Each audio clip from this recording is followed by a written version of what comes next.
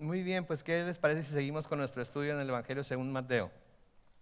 Abran su Biblia, por favor, en el Evangelio según Mateo, en el capítulo 21. Evangelio según Mateo, capítulo 21.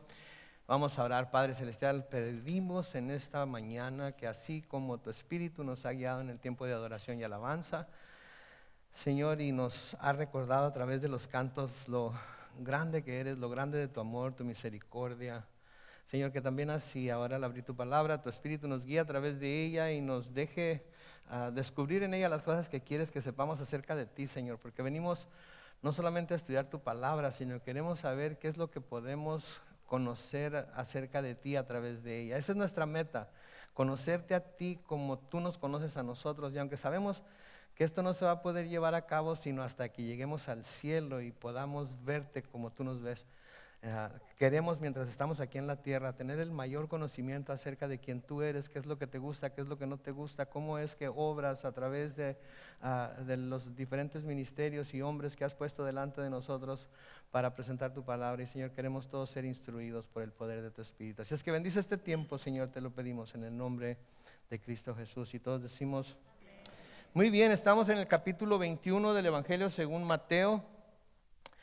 Y estamos llegando aquí a una parte muy interesante y muy especial, de hecho, en el Evangelio de Mateo. Porque si ustedes se acuerdan, el Señor Jesucristo ha llegado a Jerusalén, el Señor Jesucristo entró en la ciudad, aquella entrada triunfante, purificó el templo, echó fuera a los cambistas, a los vendedores, etcétera, etcétera. Hizo que una higuera en la que esperaba fruto, al no encontrarlo, quedara seca casi inmediatamente. Estaba haciendo bastantes obras, estaba haciendo bastantes cosas que la gente se asombra y se admira de él. Hoy vamos a comenzar una etapa importante porque, de nuevo les recuerdo, esta es la última semana de Jesucristo sobre la tierra. Juan nos dice que Jesucristo es el Cordero de Dios que quita el pecado del mundo, ¿verdad? Es el Cordero Pascual básicamente. El Cordero Pascual era una imagen que presentaba lo que un día el Mesías de Dios iba a venir a hacer por la humanidad. El Cordero Pascual se sacrificaba, la sangre desde tiempos en Egipto se ponía sobre los dinteles de la puerta. Cuando el ángel de la muerte pasó por Egipto, a todos los que tenían la sangre del Cordero puesto sobre los dinteles de su puerta, pasó por encima. Por eso en inglés el día de fiesta se llama Passover, ¿sí? Pascá en hebreo. Pascua, no sé dónde, Pascua en español viene de Pascá, del idioma hebreo, entonces por eso se llama Pascua, ¿ok? Pascua. Algo curioso, un descubrimiento mío. ¿Cuántos se acuerdan del pato pascual? No, se ríen, pero piensen en esto. Yo nunca sabía por qué le llamaban al pato pascual, pero el pato pascual siempre le iba como en feria, ¿no es cierto? Siempre le iba re mal en todo lo que hacía. Lo golpeaban, lo cacheteaban, lo pisoteaban. Entonces, por eso le pusieron el pato pascual. Eso es lo que quiere decir pascual. El Cordero Pascual era el que se sacrificaba para poder cubrir los pecados del pueblo. Y por eso Jesucristo es el Cordero Pascual, porque ¿qué le hicieron? Lo golpearon, lo escupieron, se burlaron de él, lo agarraron a latigazos, lo clavaron sobre una cruz, le hicieron hasta lo que no. Sí, porque a través de ese sacrificio iba a pagar por nuestros pecados. Y a veces tenemos tantas cosas y vemos que no entendemos el significado detrás de ello. Es importante, ¿verdad? Porque decimos, ¡ay, felices Pascuas! ¿Verdad? ¿Y qué es lo que pensamos? Picnic, ¿verdad? Canasta, huevitos, el conejo.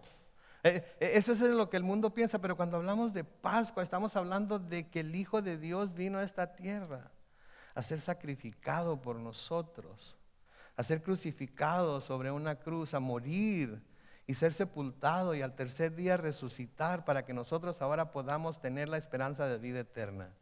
Entonces, debemos de ver las cosas como el Señor quiere que las veamos, y la única manera de verlas así es si tenemos la mente y corazón de Él. Por eso estudiamos la palabra. No es únicamente para tener más conocimiento. Saben que el conocimiento llega, el conocimiento se va, el conocimiento lo ignoramos a menudo, porque hay mucha gente que tiene mucho conocimiento, pero no les sirve de absolutamente nada porque su vida sigue igual de miserable que siempre. porque no ha dejado que el conocimiento que tiene en el cerebro pase del cerebro al corazón. Lo único que tiene es conocimiento. Y como Pablo dice, el conocimiento ¿qué hace? ¿Verdad? Nos envanece. Otra palabra sería nos infla, ¿verdad? Nos infla, nos llena de orgullo.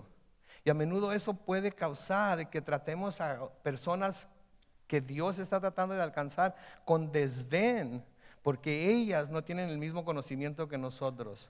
Y hasta los podemos odiar, podemos pensar mal de ellos.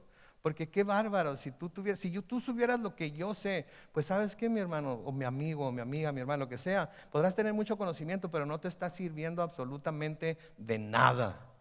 Es simplemente conocimiento. Sí, entonces tenemos que tener conocimiento, sí, pero tiene que ir templado, ese conocimiento tiene que ir templado con conocimiento no solamente de lo que leemos, sino conocimiento del carácter mismo de Dios. ¿Sí? Y de nuevo, a partir de este punto aquí, Jesús, como el Cordero Pascual que es, ¿sí? Va a comenzar a ser examinado por los principales sacerdotes, por los ancianos, por los escribas de Israel. ¿Acuerdan cuando venían a la Pascua, los peregrinos venían y traían sus animales? Antes de ser sacrificados, los sacerdotes tenían que examinarlos para ver si eran aceptables. ¿Se acuerdan? Hablamos acerca de eso. Los sacerdotes tenían que examinar los corderos, tenían que examinar las palomas, tenían que examinar todo lo que se traía como ofrenda, como sacrificio delante de Dios, para asegurarse de que eran aceptables. Pues Jesús, siendo el Cordero de Dios que quita el pecado del mundo, también va a ser examinado por los sacerdotes, por los ancianos, por los escribas de Israel, porque no para que ellos lo declaren aceptable, sino para que nosotros que ahora estudiamos acerca de Él, veamos que Él era el Cordero de Dios aceptable delante de Dios para presentar su vida como sacrificio en el lugar de nuestro y pagar por nuestros pecados. Entonces, estos exámenes que les van a empezar a hacer a Jesús, las preguntas que le van a empezar a hacer a Jesús, son para nuestro beneficio. Ellos nunca lo reconocieron, pero nosotros tenemos la oportunidad de reconocerlo como lo que Él dice que es, o finalmente rechazarlo completamente, como ellos van a tener la oportunidad de hacerlo. Entonces aquí en el primer examen va a ser en cuanto a su autoridad para hacer las cosas que estaba haciendo. Porque lo que estaba haciendo Jesús con sus enseñanzas y sus obras era un cambio radical, ¿sí?, de las tradiciones que se habían desarrollado a través de los siglos en la vida religiosa de Israel. Era un cambio radical a todo lo que los sacerdotes enseñaban, a todo lo que los líderes tenían como enseñanza o tenían como forma religiosa de seguir al Señor. Estaba haciendo un cambio radical en la forma de acercarse a los pecadores y tratar de acercar a los pecadores a Él. Y estaba a través de estas enseñanzas y estos cambios en las tradiciones que se habían desarrollado en Israel, está poniendo a prueba las tradiciones y aquellos que están tratando de implementar esas tradiciones como la ley de Dios. ¿Sí? Y eso es lo que el Señor Jesucristo ha estado haciendo. Sí, entonces la primera prueba que por la que tiene que pasar es ¿por qué está haciendo lo que está haciendo? Esa es la primera pregunta que le van a hacer. ¿Sí? Y tenemos que recordar que a través de lo que hemos estado leyendo en Mateo y de lo que hemos estado estudiando, una de las cosas que los ancianos y los sacerdotes y todos tenían, una de las cosas que tenían era que estaba rompiendo con la tradición, con las tradiciones que ellos tenían. Si se acuerdan, estoy seguro que se acuerdan todos y cada uno y todas y cada uno de ustedes de lo que vimos. Y si no, pueden ir a escuchar el mensaje otra vez o pueden verlo en su Biblia. Pero si se acuerdan, en Mateo capítulo 15 y el versículo 2, no va a estar puesto en la pantalla porque es en Mateo, así es que pueden ojearle ahí rápidamente. Mateo 15, 2, los fariseos le preguntan: ¿por qué tus discípulos quebrantan la tradición de los ancianos? No se lavan las manos cuando comen pan. Él les respondió: ¿por qué también ustedes quebrantan el mandamiento de Dios por causa de su tradición? Entonces, ellos queriendo hacer que los discípulos de Jesús siguieran las tradiciones de los ancianos, y Él retándolos, preguntándoles por qué están poniendo sus tradiciones antes de los mandamientos de Dios. ¿Sí? Entonces, eso era algo tremendo para los líderes judíos. Eso era algo tremendo para el establecimiento religioso en Israel. En Marcos capítulo 7, versículos 6 y 7, dice: Jesús les respondió, hablando de nuevo a los fariseos: hipócritas, bien profetizó de ustedes Isaías cuando escribió: este pueblo me honra con los labios, pero su corazón está lejos de mí. Versículo 7, no tiene sentido que me honren si sus enseñanzas son mandamientos de hombres. Sí, entonces está enfrentándose a ellos y les está diciendo: ustedes dicen que me honran o que honran a Dios, ¿verdad? Es lo que Dios dijo a través de Isaías, pero me lo están honrando de labios. Me están dando un servicio de labios nada más. Con la boca están diciendo que me aman, que me adoran, que yo soy Dios, que están dispuestos a seguirme, que están dispuestos a servirme, que están dispuestos a obedecer mis mandamientos, pero su corazón está bien lejos de mí. ¿Se acuerdan cuando salieron de Egipto los judíos? Iban por el desierto y Dios les dio todas sus leyes. Cada vez que el Señor les daba una ley, ¿qué decían todos los judíos? Todo lo que nuestro Dios diga, lo haremos. ¿Sí? Y poco a poco fueron convirtiendo los mandamientos de Dios en tradiciones. Celebramos la Pascua en tal fecha, celebramos Pentecostés en tal fecha, celebramos esto en tal fecha, esto lo hacemos de esta manera y siempre tiene que ser igual, etc. Mis hermanos, tenemos que tener mucho cuidado que nosotros no nos convirtamos en ese tipo de personas. ¿Por qué estamos aquí? ¿Porque es tradición reunirnos los domingos? ¿O porque queríamos tener un encuentro con el Dios vivo a través de la alabanza, la adoración y la palabra de Dios? Porque si estamos aquí porque esa es nuestra tradición, estamos cayendo en el mismo error que ellos. No vinimos a este lugar con el propósito de encontrarnos con Dios, vinimos a este lugar con el propósito de cumplir con nuestro deber religioso. Y estamos convirtiendo el venir aquí en una tradición. Y un día, si sus hijos pequeños les dicen: ¿por qué vamos a la iglesia los domingos? Pues es porque siempre lo hemos hecho así. Siempre lo hemos hecho así. ¿Es eso por lo que venimos a la iglesia los domingos? Quizás deberíamos de pensar en la respuesta que tendríamos para nuestros hijos. Es porque es el primer día de la semana y queremos queremos darle las primicias de nuestra semana a nuestro Dios. Queremos que lo primero que hagamos al comenzar una nueva semana sea ir a adorarlo. Queremos encontrarnos con Él y ver si tuviera alguna palabra para nosotros que tuviéramos que aplicar a nuestra vida esta próxima semana. Queremos saber lo que tiene para nosotros. Sí, pero no es una tradición. Porque las tradiciones rápidamente truenan. ¿Sí? Rápidamente truenan. Un dolor de muela hace que la tradición de venir a la iglesia truene. Un dolor de cabeza hace que la tradición de venir a la iglesia truene. Es más, me atrevo a decirlo, un juego de béisbol o fútbol hace que la tradición de venir a la iglesia los domingos truene. Entonces no debemos estar aquí por tradición, debemos estar aquí porque queremos encontrarnos con el Dios vivo, amén. Y la iglesia de hoy debe tener cuidado de no caer en ese mismo error. Debemos siempre asegurarnos de que lo que estamos predicando y enseñando, especialmente en cuanto a la forma de acercarnos a Dios para salvación, esté 100% basado en lo que la Biblia dice y no en lo que las tradiciones que se han adoptado a través de los siglos en las diferentes iglesias dicen. Porque muchas iglesias están siguiendo las tradiciones: siempre lo hemos hecho así, siempre lo hemos presentado así, siempre lo hemos dicho de esa manera, esa es la forma en la que yo me salvé, esa es la forma en la que todo el mundo se tiene que salvar. Y si todo el mundo no se salva como yo me salvé, entonces dudo de que sea salvo. Lo tenemos con el bautismo, ¿no es cierto? Lo he mencionado otras veces: si es por inmersión, si es echándole agüita nada más, ¿verdad? Si debe ser cuando niños, si debe ser ya de adultos solamente. Y hay unos debates tremendos porque, ¿qué dice nuestra tradición? Algunas iglesias no bautizan hasta después de que se ha tenido una serie de enseñanzas, de catequismos en cuanto a lo que es el bautismo, etc. Otros bautizamos cuando nos dicen: quiero bautizarme, ahí hay agua, ¿qué impide que me bautice? Como el eunuco etíope, y decimos: pues si no te importa que esté llena de lodo, baja, vente, ahorita te metemos ahí en el lodazal para que te bautices. No tenemos ningún problema con bautizar. Sí, porque primero no es un requisito para ser salvo. ¿Sí? Y segundo, la persona que se está bautizando simplemente está dando testimonio, un testimonio externo de lo que ya sucedió dentro de él o ella. Entonces tenemos que tener mucho cuidado como iglesia. Pablo les dice a los colosenses en Colosenses 2:8. Colosenses 2:8, noten lo que les dice: Cuídense de que nadie los engañe mediante filosofías y huecas sutilezas que siguen tradiciones humanas y principios de este mundo, pero que no van de acuerdo con Cristo. Todo tenemos que ponerlo a la luz de lo que Cristo enseñó. Todos tenemos que ponerlo a la luz de lo que Cristo nos dice en su palabra. No, nada debemos de hacer por tradición. Aunque no me malentiendan, hay buenas tradiciones. La tradición de tener café y pan después es buena, no me digan que no. ¿Poco no es cierto?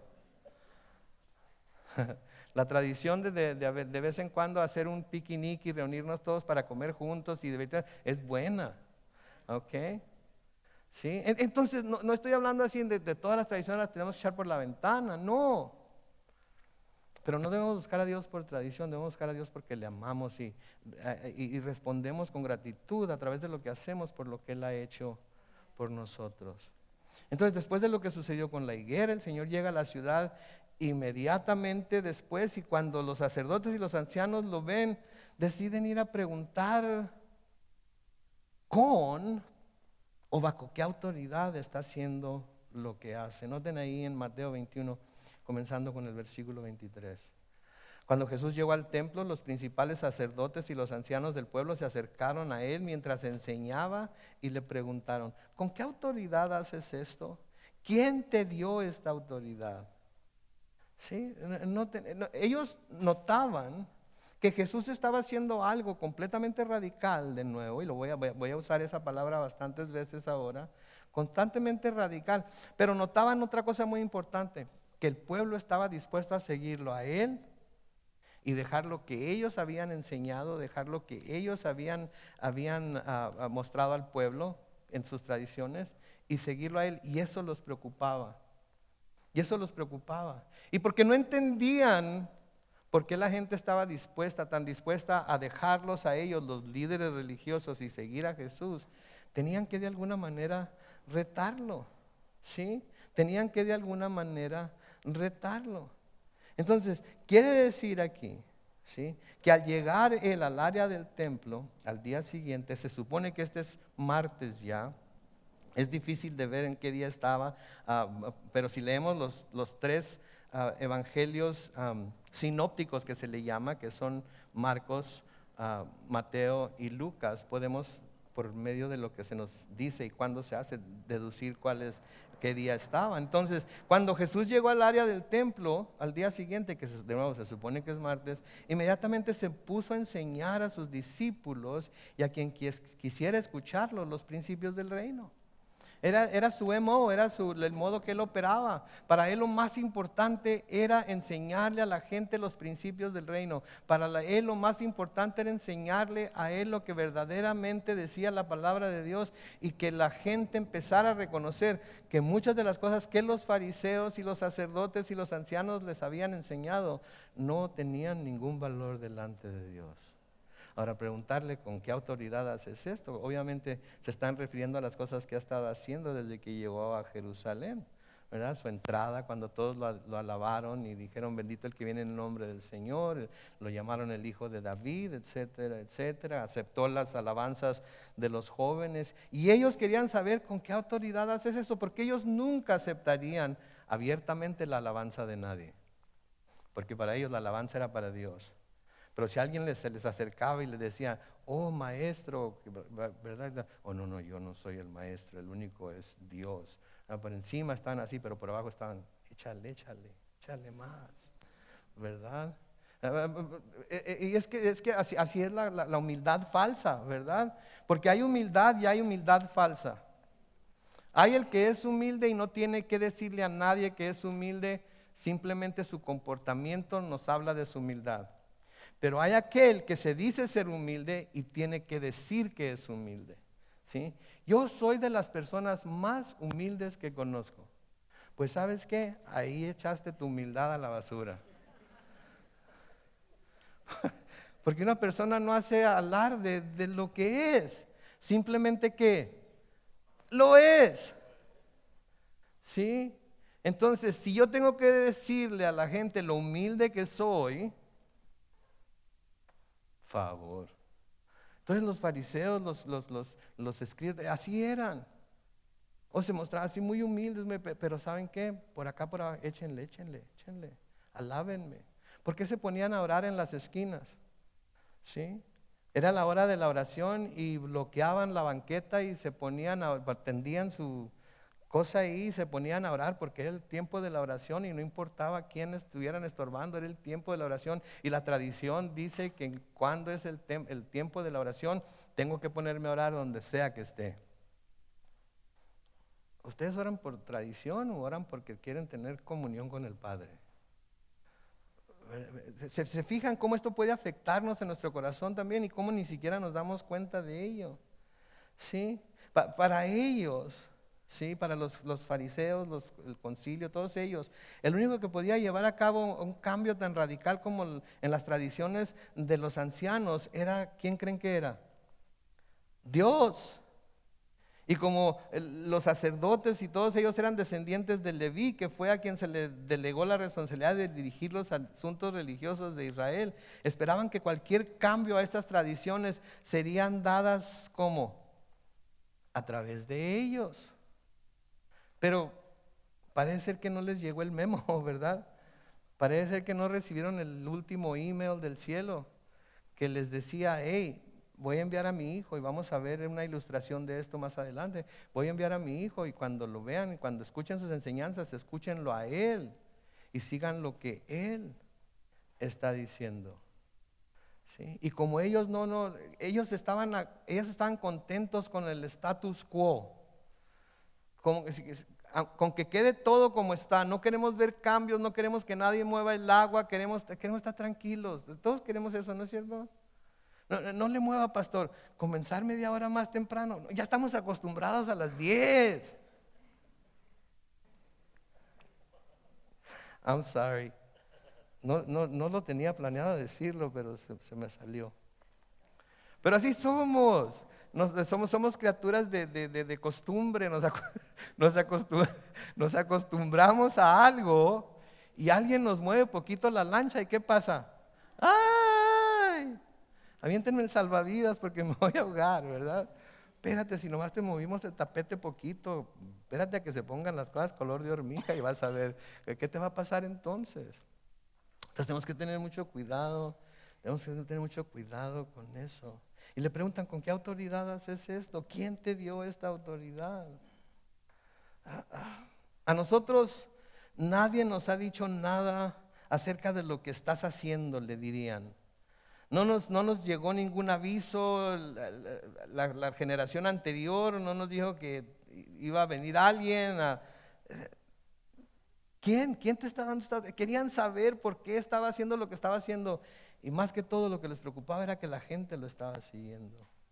Señor Jesucristo, después de que predicó el sermón del monte, en donde sin duda habrían estado algunos de los que ahora le están haciendo estas preguntas, se nos dice en Mateo 7, los versículos 28 y 29, cuando Jesús terminó de hablar, la gente se admiraba de su enseñanza, porque les enseñaba como quien tiene autoridad y no como sus escribas. Entonces la gente miraba la autoridad que el Señor tenía, y los escribas también miraban que la gente los escuchaba. Y para los escribas los sacerdotes y todo ese grupo, no habría más cosa que les diera más miedo que la gente empezara a escucharlos a él y no les escuchara a ellos. En Marcos 1 y el versículo 27 dice, todos quedaron muy asombrados y se preguntaban unos a otros, ¿y esto qué es? ¿Acaso es una nueva enseñanza? Con toda autoridad manda incluso a los espíritus impuros y estos le obedecen. ¿Por qué creen que estaban pidiéndole que les dijera con qué autoridad o quién le había dado esa autoridad? Por todo lo que estaba haciendo. Y decían, ¿acaso es una nueva enseñanza? Y la verdad de las cosas es que Jesús no trajo ninguna nueva enseñanza. Lo que pasa es que ahora estaba enseñando bien como debía ser. Y porque ellos no habían estado enseñando bien como debía ser, porque ellos habían estado predicando sus tradiciones y su manera de hacer las cosas en lugar de predicar la palabra de Dios, estaban todos friqueados, ¿verdad? No le crean, eso no es lo que nosotros creemos, esa no es nuestra tradición. ¿Saben qué? Si ese hubiera sido el caso, si las tradiciones de las iglesias fueran lo que rigieran las iglesias, ¿saben ustedes que Calvary Chapel el movimiento de Calvary Chapel jamás hubiera nacido?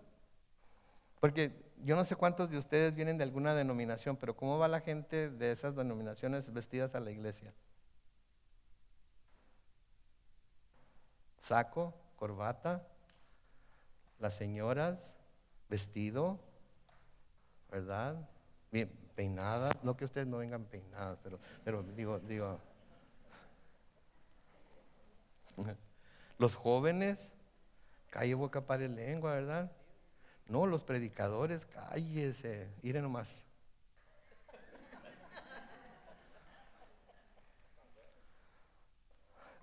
En mi experiencia de vida, yo siempre he visto que, no sé si ustedes, ¿hay algún mecánico aquí? A lo mejor lo voy a insultar ahorita, pero no, ni modo. En mi experiencia de vida, los mecánicos de carros siempre traen la carcancha más tirada porque la pueden hacer andar con alambres y todo, ¿no? Así es que siempre traen un desarmador como llave, unas pinzas o algo, y no se les queda el carro porque nada más le mueven un alambre o algo y lo echan a andar y pues, ¿para qué quiero un carro nuevo?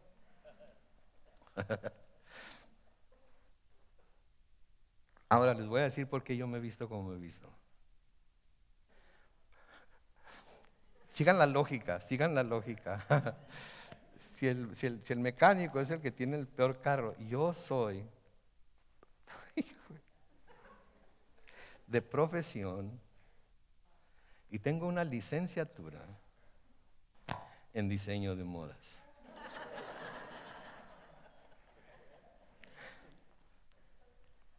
Heme aquí.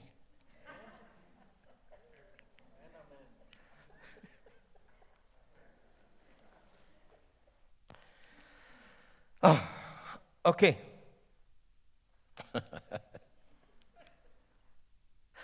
Ok, entonces, ¿es esto una nueva enseñanza?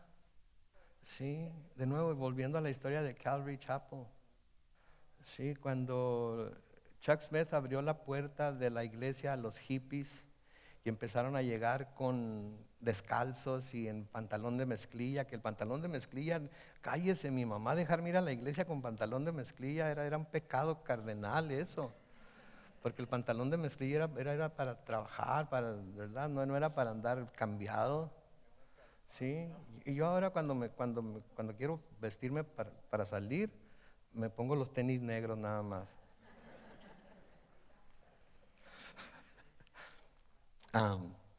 Pero Chuck Smith empezó a invitarlos, empezaron a venir, empezaron a escuchar, y los ancianos de la iglesia se empezaron a quejar. Y empezaron a decir, pero ¿cómo los vamos a dejar entrar así, todos cochinos y descalzos? Acabamos de poner la alfombra. ¿Saben qué hizo Chuck Smith? Dijo, si eso les va a prevenir que los dejen entrar, saquen la alfombra. Quiten la alfombra. ¿Ok? Pero mira nomás, andan todos greñudos y que esto y que el otro. Wow, la tradición. Y ahora miren Calvary Chapel, el movimiento que ha sido a través de los años, el movimiento que sigue siendo. ¿Y saben qué? Calvary Chapel es famosa por hacer a un lado ciertas tradiciones. Y yo creo que ha llegado el tiempo de hacer a un lado ciertas tradiciones de Calvary Chapel, ¿ok? Del movimiento de Calvary Chapel.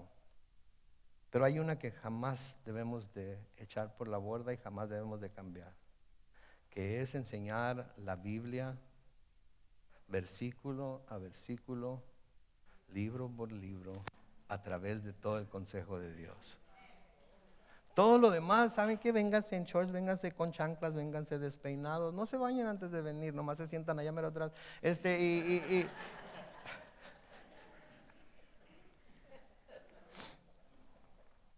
No me critiquen por mi manera, me han criticado, ¿por qué predica con manga corta?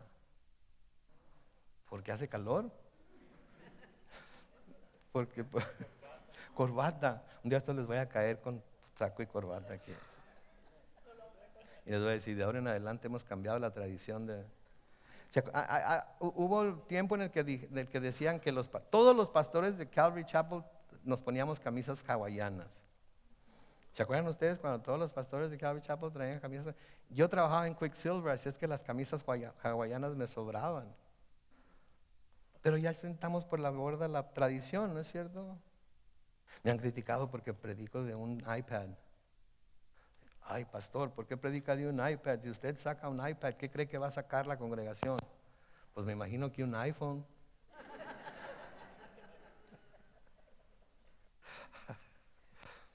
Pero van a estar en el Facebook y en el Twitter y en el Instagram, ¿verdad? Pues saben que si es el caso es entre ellos y Dios, no es entre ellos y yo. Porque si quieren aprender van a estar siguiendo la enseñanza en la palabra de Dios. Y si no, pueden traer una Biblia de esas, bibliotas así que en latín inclusive. Y para lo único que les va a servir es para mantener las puertas abiertas en su casa. Pero no para ninguna otra cosa. Entonces, ¿por qué? ¿Por qué haces estas cosas? ¿De dónde tienes esa autoridad?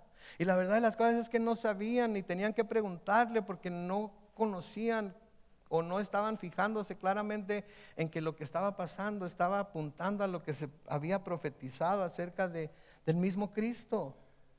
Sí, esto fue lo que se profetizó acerca de él, que él iba a venir y él iba a tener la autoridad. En Isaías capítulo 9, los versículos 6 y 7, dice, porque un niño nos ha nacido, un hijo nos ha sido concedido, note, sobre sus hombros llevará el principado, o sea que él sería la autoridad. Y su nombre será consejero admirable, Dios fuerte, Padre eterno y príncipe de paz. Versículo 7, la extensión de su imperio de nuevo implica que él es el emperador, el rey, el soberano de su imperio, y la paz en él no tendrán límite. Reinará de nuevo, símbolo de autoridad sobre el trono de David y sobre su reino, y lo afirmará y confirmará en la justicia y el derecho desde ahora y para siempre. Esto lo hará el celo del Señor de los ejércitos. Entonces básicamente estaba haciendo lo que había sido enviado a hacer, pero ellos no lo reconocían. ¿Por qué? Porque estaban únicamente viendo que estaba quebrantando todas sus tradiciones, porque para ellos sus tradiciones eran más importantes que la palabra de Dios siendo expuesta correctamente a un pueblo que tanto la necesitaba. Sí, y hay muchas, desafortunadamente lo tengo que decir, hay mucha gente así, está escuchando la predicación y eso no fue lo que me enseñaron acerca de eso. Eso no fue lo que... Okay, ¿sabe qué? Medítelo, piénselo, léalo. Pero ahora léalo dentro de contexto, no fuera de contexto. Pídale al Señor que por el poder del Espíritu Santo se lo aclare, se lo explique, se lo revele a usted también y vea si lo que se está diciendo es tradición o es la verdadera enseñanza de la palabra de Dios. Porque déjenme decirles algo que a lo mejor ustedes no saben. Yo no soy perfecto.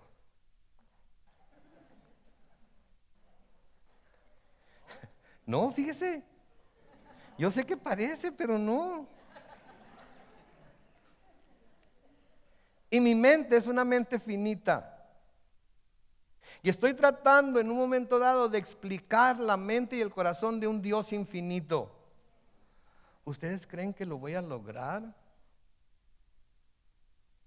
Entonces no confíen solamente en mí, en lo que yo les estoy diciendo.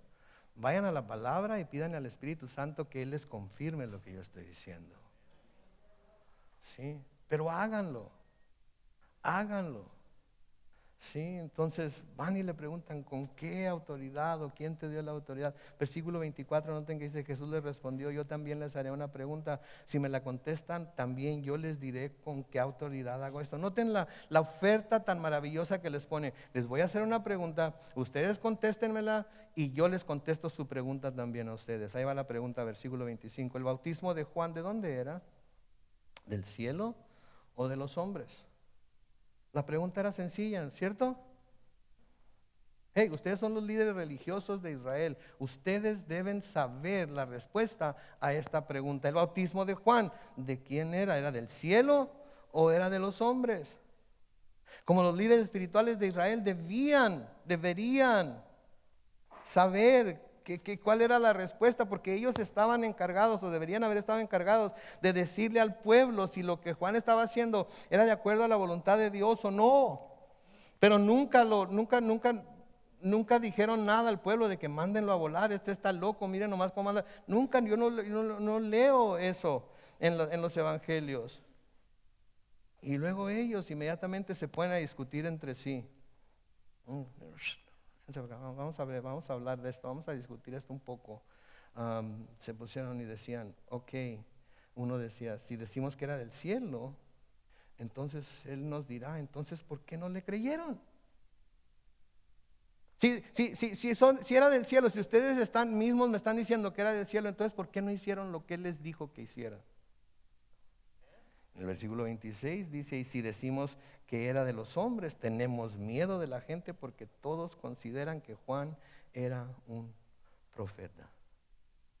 ¿Sí? Ahora, si ellos hubieran estado siendo quienes debían de ser y haciendo lo que deberían de hacer, podrían contestar con toda seguridad esa pregunta. ¿Sí? Si en realidad hubieran estado interesados en la verdad, si en realidad hubieran estado interesados en que el pueblo supiera, si en realidad hubieran estado interesados en que el Señor les dijera de dónde estaba recibiendo la autoridad que tenía para hacer lo que estaba haciendo, simplemente podrían haber ido al libro de Isaías y ver que el precursor del Mesías, esto es lo que iba a hacer, y decir con toda confianza, porque está escrito en la palabra de Dios, que venía del cielo. Sí, porque eso es lo que Mateo capítulo 3 versículos 1 al 3 nos dice, que es una cita de Isaías 43:3. En aquellos días Juan el Bautista se presentó predicando en el desierto de Judea y decía, arrepiéntanse porque el reino de los cielos se ha acercado. Este es aquel, dice el versículo 3, de quien el profeta Isaías dijo, una voz que clama en el desierto, preparen el camino del Señor, enderecen sus sendas. Pero no podían contestar que era del cielo, porque entonces estarían reconociendo que se habían opuesto o que se habían puesto en contra de lo que Dios estaba haciendo a través del ministerio de Juan, que era preparar el camino para el Mesías. Entonces no podían decir era del cielo, porque era como echarse la soga al cuello. Es como si alguien les preguntara, ¿qué hicieron ahora? Fuimos a la iglesia.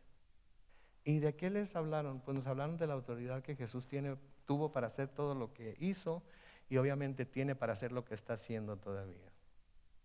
¿Y ustedes creen que eso era de Dios o simplemente fueron cosas que el pastor quería? No tenía nada que hacer esta mañana y que quería simplemente hablar de esas cosas porque eso era lo que se le prendió el foco. ¿Ustedes qué van a decir? ¿Qué van a decir? ¿Es de Dios o es de los hombres? No contesten ahorita, porque a lo mejor se van a su casa y lo leen y dicen, está bien loco el pastor, no sabía de lo que estaba hablando. Pero se nos puede preguntar eso, ¿a qué fuiste a la iglesia? ¿A ver algo, a buscar algo, a ver algo, a experimentar algo que viene de Dios o algo que el hombre mismo ha creado para mantenerlos ocupados por 2 horas el domingo en la mañana? ¿No creen que es una pregunta válida?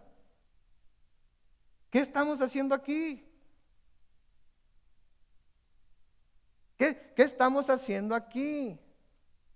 Digo, es maravilloso reunirnos todos juntos, ¿no es cierto? Es maravilloso platicar, qué bárbaro. Vamos a celebrar la cena del Señor ahorita en unos minutos, es maravilloso. Sí, pero ¿de dónde viene? ¿De Dios o del cielo? ¿Del cielo o de los hombres? Porque si son mis ideas, si son mis doctrinas, si son mis enseñanzas, ¿saben qué les aconsejo? Váyanse hoy y no vuelvan, porque los estoy engañando.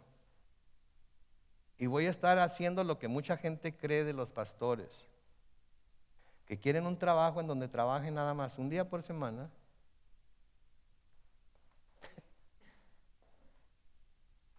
y que den todo el mundo ofrenda para poder vivir de las ovejas. Pero si es de Dios, si el Espíritu Santo les dice esto es de Dios, esto es lo que se debe estar haciendo aquí, está predicando mi palabra, está confrontándolos con la palabra de Dios, entonces ustedes decidan lo que van a hacer. Ustedes decidan lo que van a hacer. Entonces no podían decir era del cielo, porque pues, entonces estaban revelando con lo que Dios estaba haciendo. Pero por otro lado no podían decir que era del hombre, porque el pueblo consideraba a Juan un profeta. Y si era profeta, ¿de dónde venía? De Dios. Y si ellos decían que era solo un hombre más de entre la gente se podía volver contra ellos. Entonces otra cosa que podemos ver aquí de estos hombres es que le tenían más temor al hombre que a Dios. Le tenían más temor al hombre y a lo que el hombre pudiera hacer que a Dios. Y mis hermanos, déjenme decirles algo, el temor al hombre puede ser una trampa para que no estemos dispuestos ni siquiera a reconocer la verdad cuando la tenemos delante de nosotros. El temor al hombre puede ser una trampa que nos puede llevar a no reconocer la verdad aun cuando la tenemos delante de nosotros. El escritor de Proverbios dice en Proverbios 29:25, el miedo a los hombres es una trampa, pero el que confía en el Señor es exaltado. Entonces no debemos de poner nuestra confianza. Por eso les digo, no pongan su confianza en mí. Gracias por escucharme. Gracias por amarme, porque especialmente en este mes pasado he sentido muchas muestras de cariño, de amor.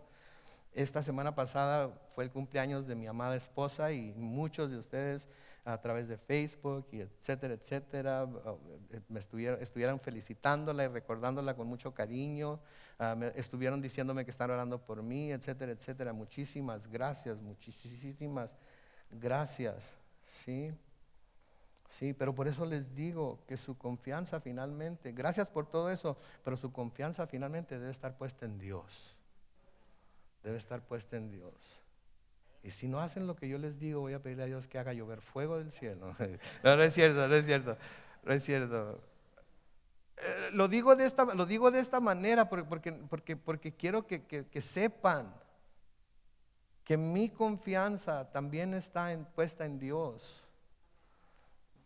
Si no es por Él, no puedo hacer nada de lo que hago. ¿Sí?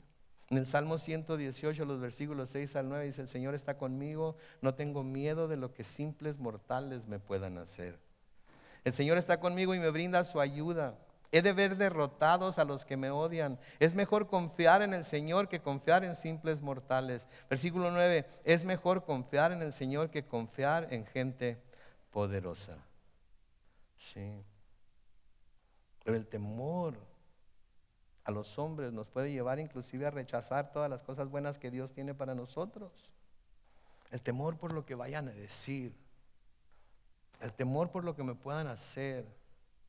Si saben que yo creo lo que la Biblia dice, lo creo al pie de la letra, lo guardo en mi corazón para no pecar contra Dios. Creo que es la palabra literal de Dios. Creo que es la regla o la norma que debo seguir para poder tener una vida fructífera aquí en la tierra y para tener una verdadera esperanza en el mundo venidero. Tenemos que tener mucho cuidado porque pudiéramos hasta rechazar todas las cosas que tenemos en Cristo por temor al hombre. En Juan capítulo 12, los versículos 42 al 43, Juan 12, 42 al 43, noten lo que dice, con todo eso, muchos creyeron en él. Escuchen esto, incluso algunos de los gobernantes, pero por causa de los fariseos no lo confesaban para no ser expulsados de la sinagoga. Y es que amaban más la gloria de los hombres que la gloria de Dios. Sí. Cuando nos quedamos callados, cuando no hablamos de nuestra fe, cuando tenemos la oportunidad pero no la exponemos, ¿sí? Estamos robándonos nosotros mismos de ver la gloria de Dios manifestada. Porque quiere decir que preferimos ser bien vistos por las personas que nos rodean a ser bien vistos por Dios, por hacer lo que Él nos ha llamado a hacer. Por eso cada vez que tenemos la oportunidad debemos hablar de lo que el Señor ha hecho en nuestras vidas, de lo que el Señor está haciendo en nuestras vidas, de lo que estamos esperando que el Señor haga en nuestras vidas. Y debemos de dar testimonio que para nosotros como Pablo el vivir es... ¿Y qué sigue?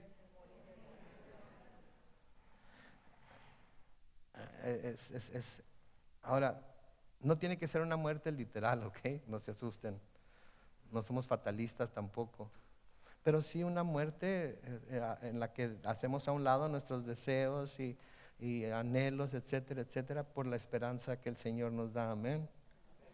Versículo 27 dice, por lo tanto respondieron a Jesús. No podían decir ni una ni la otra cosa, por lo tanto respondieron a Jesús, no lo sabemos. Y él también les dijo, pues yo tampoco voy a decirles con qué autoridad hago todo esto. No lo sabemos. Y hubieran podido tener la respuesta de Jesús en cuanto a por qué estaba haciendo lo que estaba haciendo y bajo qué autoridad lo estaba haciendo. Solamente tenían que dar una de las dos respuestas, o es del cielo o era del hombre. Ni siquiera tenía que ser la respuesta correcta, nada más responder de una o de la otra manera. Y en lugar de querer recibir la respuesta de su pregunta de parte de Jesús, decidieron mejor quedarse en neutral. Ni para arriba, ni para abajo. Ni a la izquierda, me voy a quedar aquí. Aquí es donde estoy cómodo. Aquí estoy cómodo, aquí, no me muevan de aquí. Aquí es en donde yo quiero estar. No me muevan el tapete, por favor. Y saben que Dios no es un Dios que no nos mueve el tapete. Dios constante, ¿no se han dado cuenta de eso? Que Dios constantemente nos está moviendo el tapete. De una manera de otra está retando nuestra fe. De una manera de otra está retando nuestro conocimiento. De una manera de otra está retándonos a que escojamos su camino o nuestro propio camino, sus enseñanzas o las enseñanzas del mundo, lo que su palabra dice o las tradiciones de nuestra iglesia. ¿Por qué? Porque todo eso trae crecimiento.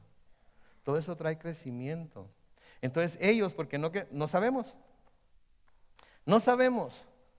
Hubieran podido recibir la respuesta, hubieran podido escuchar de los labios de Jesucristo por qué, de qué autoridad hacía eso, pero no respondieron. De nuevo, estaban preocupados no estaban preocupados por la verdad, sino en qué iba a resultar para ellos todo esto.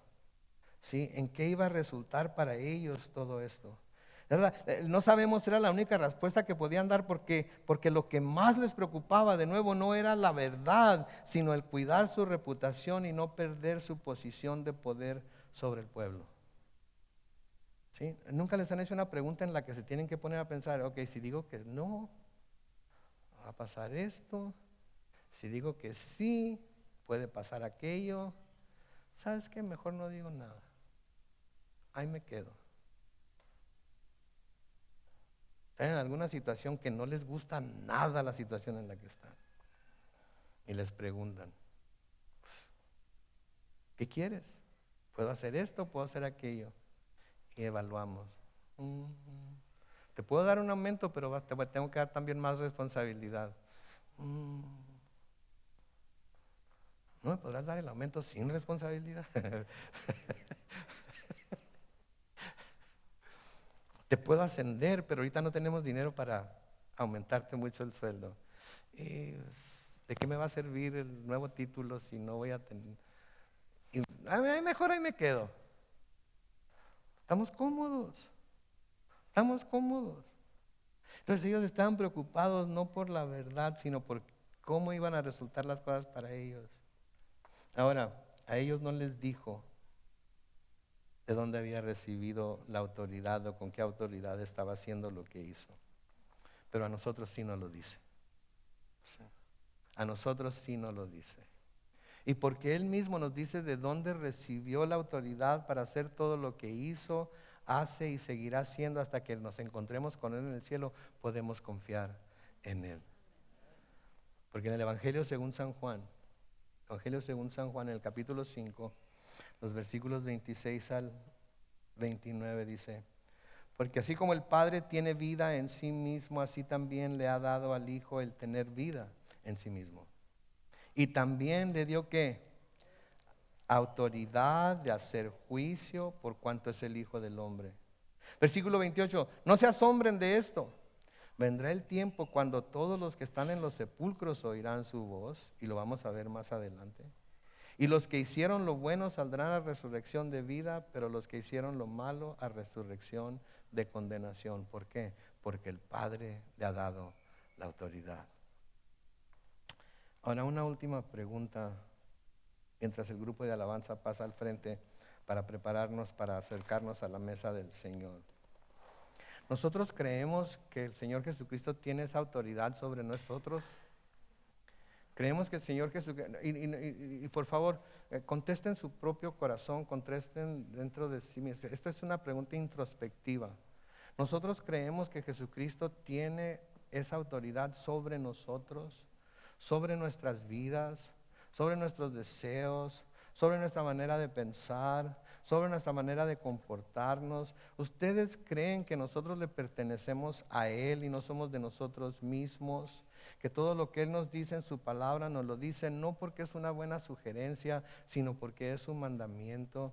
Y deberíamos de obedecerlo, porque si lo amamos, obedeceríamos sus mandamientos. Y sus mandamientos no son gravosos. Ustedes han puesto a el Señor Jesucristo como la máxima autoridad en su vida, porque si es así, entonces no vamos a tener ningún problema con seguir todo lo que Él nos dice en su palabra, en cualquier estado, cualquier nivel, en cualquier etapa de nuestra vida en la que nos encontremos.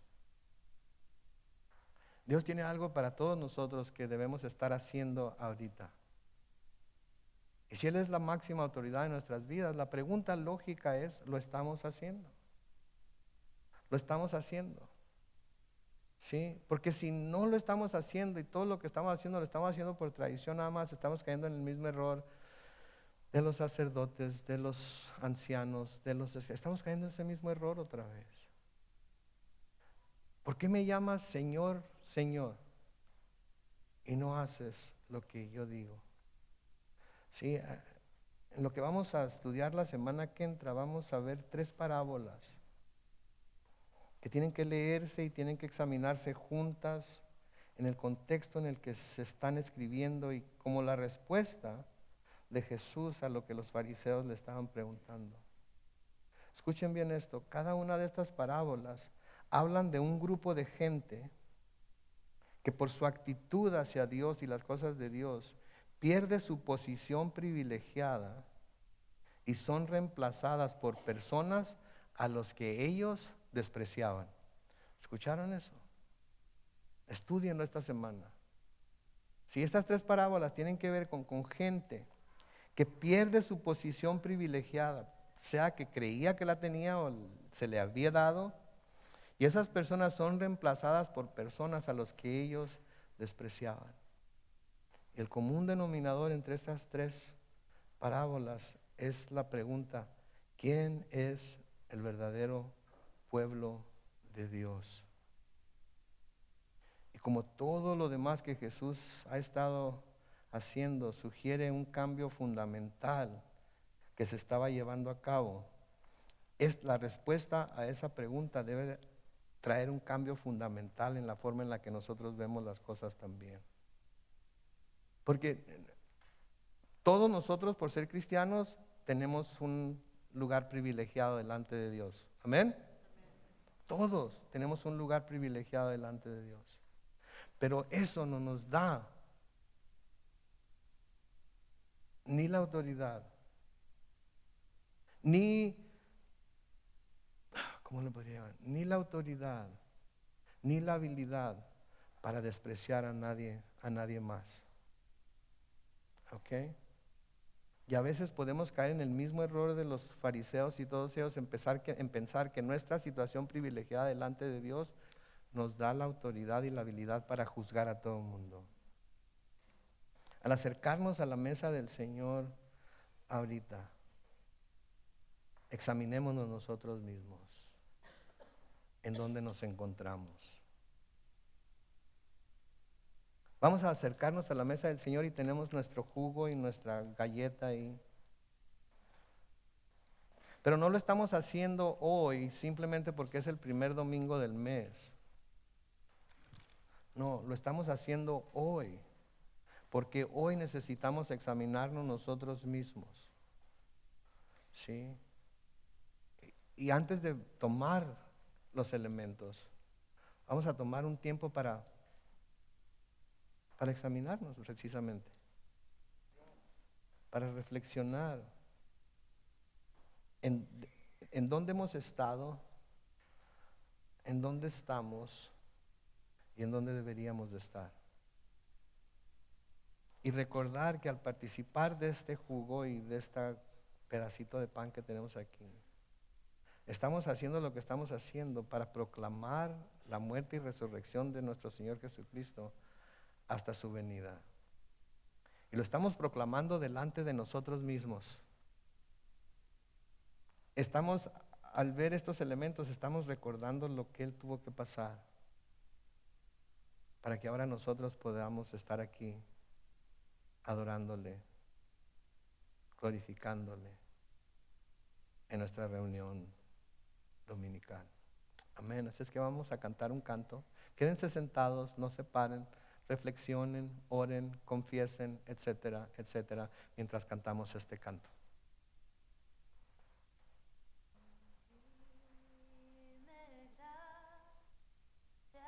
El Señor, que a un infeliz salvó. Fui ciego, mas hoy veo yo, perdido, y Él me halló. Su gracia me enseñó a creer, mis dudas ahuyentó.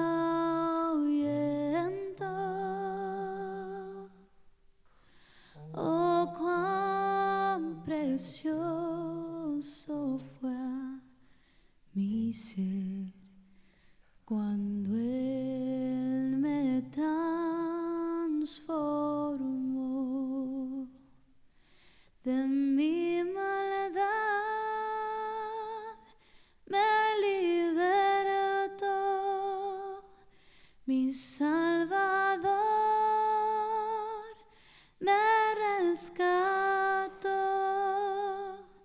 y como el mar fluye su amor, sublime gracia y amor. De mi maldad me libertó, mi Salvador me rescató, y como el mar fluye su amor, sublime gracia y amor, sublime gracia y amor. Señor, te damos tantas gracias por esa gracia tan inmensa que has mostrado hacia nosotros. Nosotros sabemos y estamos seguros, Señor, que tú viniste del cielo y que tu enseñanza es la enseñanza que necesitábamos recibir para poder acercarnos a Dios en espíritu y en verdad, con nuestras alabanzas, nuestra adoración, con toda nuestra vida, Señor. Así es que hoy, al participar de este pedacito de pan que representa tu cuerpo, te damos gracias, Dios, porque siendo en forma de Dios no estimaste el ser igual que Dios y aferrarte a permanecer en el cielo, sino que te hiciste uno de nosotros y tomaste cuerpo como el nuestro para, por medio del quebrantamiento de ese cuerpo, ofrecer salvación a quienes hemos puesto nuestra fe en ti. Señor, al tomar este pan, pedimos perdón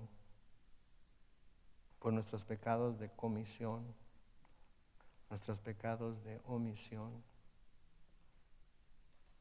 Cualquier pecado, Señor, que esté aún en nuestra vida sin haber sido confesado, ahorita lo confesamos delante de ti.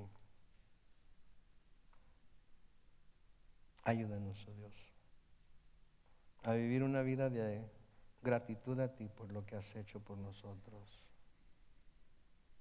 Al tomar este pan, ayúdanos a recordar que tú fuiste molido en nuestro lugar, que tú pagaste el precio para que nosotros no tuviéramos que hacerlo. Tomen el pan, es el cuerpo de Cristo que fue partido por nosotros.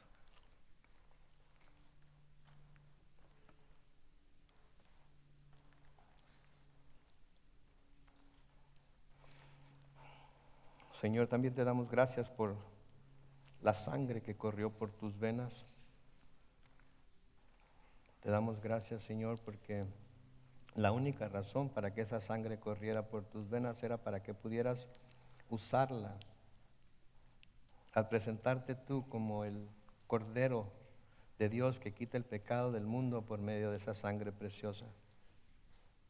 Te damos gracias, Señor, porque podemos participar de este jugo que simboliza esa sangre. Y podemos así recordar que aunque nuestros pecados fueran como la grana, pueden ser vueltos como blanca nieve. Aunque fueran rojos como el carmesí, pueden ser hechos como blanca lana. Te damos gracias porque tu palabra nos dice que si confesamos nuestros pecados, tú eres fiel y justo para perdonarnos nuestros pecados y limpiarnos de toda maldad. Y sabemos que la única razón por la que eso puede ser es porque derramaste tu sangre en la cruz por nosotros. Al tomar este jugo, Señor, es como si, por así decirlo, lo aplicáramos a nuestras vidas, a nuestro corazón, pidiéndote, Señor, que a través de lo que Él simboliza, podamos ser purificados y limpios una vez más. Porque es solamente por tu sangre que podemos encontrar salvación y perdón. Gracias, Dios. Tomen el jugo que es la sangre de Cristo que fue derramada por nosotros. Gracias, Dios, por este tiempo de comunión contigo. Gracias por permitirnos acercarnos a tu mesa. Bendecimos tu nombre, Señor. Y nos ponemos de pie y cantamos una vez más, como alabanza y adoración a ese Cordero de Dios que quita el pecado del mundo. En el nombre de Cristo Jesús. Y todos decimos, Amén.